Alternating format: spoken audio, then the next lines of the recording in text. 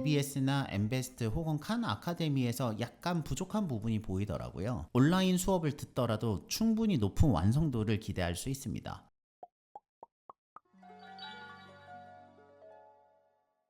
안녕하세요. 대치동 캐슬 고대원 선생님입니다.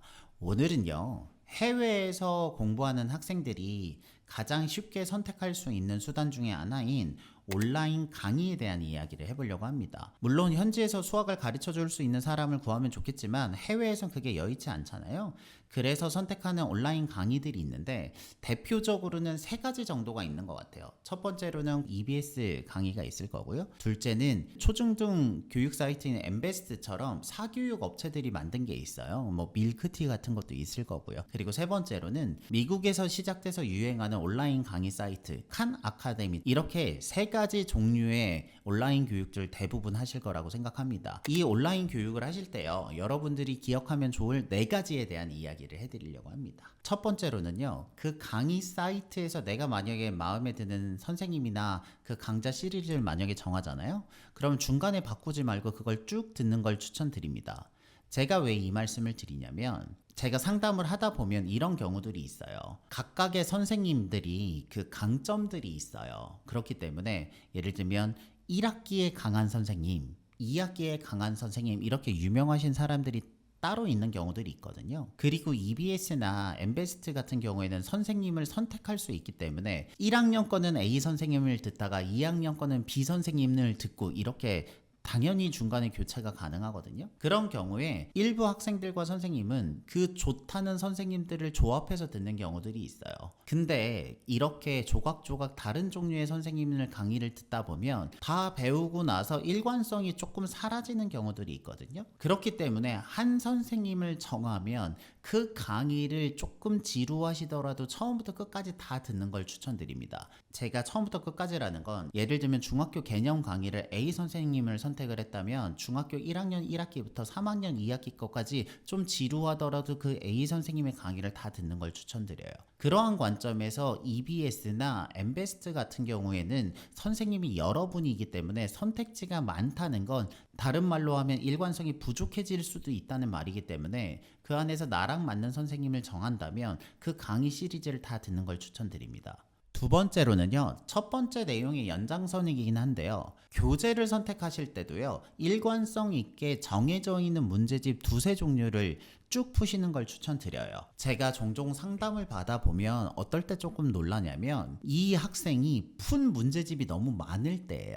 많다는 건 뭐냐면 예를 들면 1학년 1학기 때는 개념 원리를 풀다가 1학년 2학기 때는 개념 플러스 유형을 풀다가 2학년 1학기 때는 개념을 숨막홈 라우대로 하는 학생이 있었거든요. 그렇게 되면 이제 유형 문제집의 종류도 다르고 심화 문제집도 조금씩 종류를 바꾸는 거죠. 그렇게 해서 제가 봤던 친구가 문제집의 종류가 굉장히 다채로운 친구들이 있었거든요. 그러한 경우에는 실질적으로 수학 선생님이 그 모든 문제집을 다 안 풀어본 경우들이 많아요. 그렇기 때문에 대표적인 문제집을 보고 이 친구의 완성도를 보면 이 친구의 실력을 잘 가늠할 수 있는데 그 문제집의 종류가 많아지면 이 친구의 실력을 확인하는 게 조금 어려울 수 있거든요. 그러한 관점에서 예를 들면 유형에서 센 혹은 RPM을 골라요. 여기서는 RPM이 더 좋다, 센이 좋다가 아니라 그 둘 중에서 자기 스타일에 맞는 문제집을 정하면 RPM을 1학년 1학기부터 3학년 2학기까지 쭉 풀면 그 RPM에서 완성도를 통해서 이 학생의 수학 실력을 가늠하기가 훨씬 좋거든요. 그렇기 때문에 선행을 할 때는요, 문제집 2권에서 3권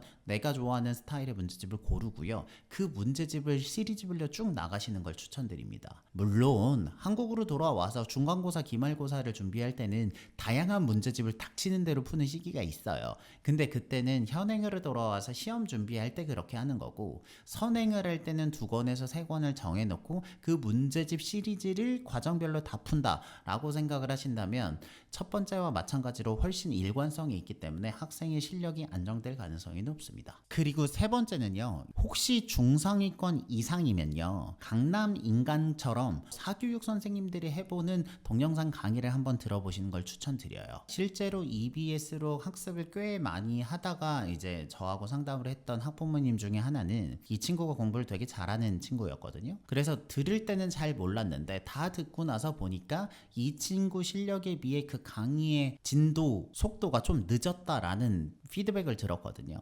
처럼 EBS는 전국 국민을 대상으로 하기 때문에 아무래도 강의의 속력이 조금 느린 경향들이 있어요.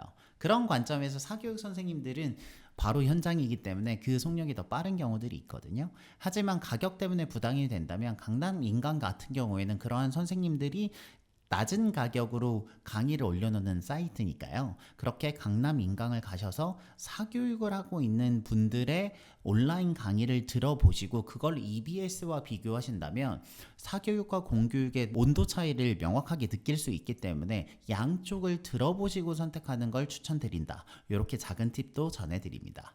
그리고 마지막으로 네 번째는요. 정기적으로요. 수학을 잘하는 수학 전문가와의 실력 점검 기간을 갖는 게 정말 중요합니다. 이게 2주에 한 번, 안 되면 한 달에 한 번이라도 주변에 수학을 잘하는 선생님이나 사촌, 형, 언니, 누나들을 1대1 줌으로라도 봐서 이 친구의 실력이 어떤지를 점검하는 게 필요해요. 이게 왜 그러냐면 해외에서 공부를 하다 보면 객관적으로 자기 실력을 점검받을 기회가 한국에 있을 때보다 훨씬 적습니다.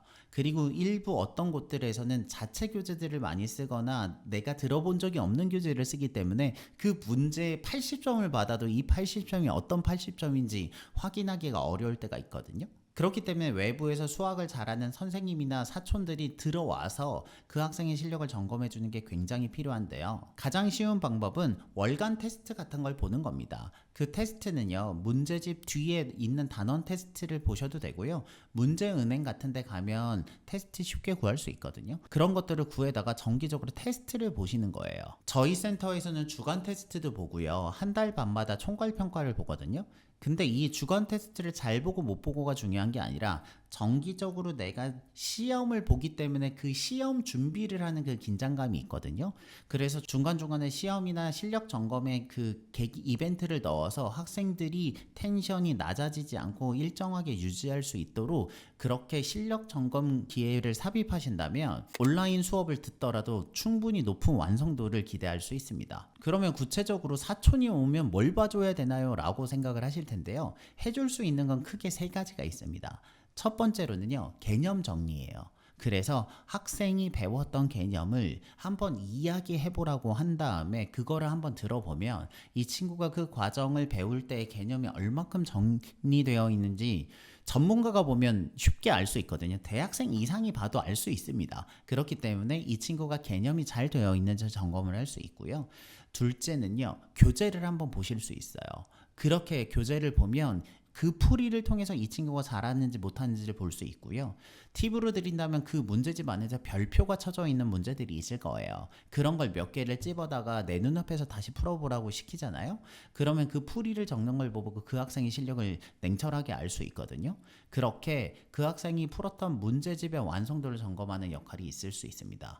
그리고 마지막으로는 아까 전에 말씀드린 대로 주간 테스트나 월간 테스트를 어디서 구해서 시간을 재서 시험을 친 다음에요. 그것들을 문제풀이 해주고 그 시험 결과를 본다면 그 학생의 실력이 어느 정도인지 그 사촌분들이 충분히 점검하실 수 있기 때문에 이렇게 세 가지, 개념을 봐주거나 문제집을 봐주거나 테스트의 결과를 보면서 그 학생의 실력을 피드백해 줄 수 있다. 이렇게 생각해 주시면 좋을 것 같아요. 여기까지가 여러분들이 온라인 강의를 들을 때 유의하셔야 될 네 가지에 대한 이야기를 했고요.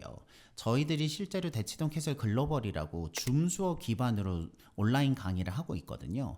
근데 이 온라인 강의를 해보니까 앞에서 말씀드렸던 EBS나 엠베스트 혹은 칸 아카데미에서 약간 부족한 부분이 보이더라고요. 그게 바로 뭐냐면 피드백입니다. 저희들은요, 온라인 강의에서도 활발한 피드백이 있어야 학생의 실력이 높아진다는 걸 경험적으로 체득을 했는데요. 저희 대치동 캐슬 글로벌 수업을 통해서 깨달은 효과적인 피드백 세 가지에 대해서 이야기를 드릴게요. 첫 번째로는요, 학생이 개념 공부를 할 때 개념 공부에 대한 피드백이 필요합니다. 이게 뭐냐면 줌으로 수업을 하면 학생의 얼굴 표정이 보이고 그리고 나서 저희는 풀이를 써서 사진을 찍어서 보내니까 이 학생의 개념이 얼마큼 되어 있는지 알 수 있거든요. 그렇게 개념을 배울 때 이 학생의 머릿속에서 개념이 잘 들어갈 수 있도록 피드백을 해주는 게 필요하더라고요. 왜냐하면 개념 강의를 할 때 그 내용이 잘못 들어가 버리면 그 개념을 토대로 문제를 풀기 때문에 그 문제를 풀 때 오류가 나는 경우들이 있거든요. 그렇기 때문에 처음 개념을 배울 때 증명도 해보고 성질을 쓸 때 그 개념 학습에 대한 피드백을 하는 게 매우 중요하다라는 걸 저희들은 깨달을 수 있었습니다. 그래서 저희들은 줌 수업할 때 심지어 일주일에 한 번씩 배웠던 개념을 외워서 써보는 백지 개념 테스트를 보는데요.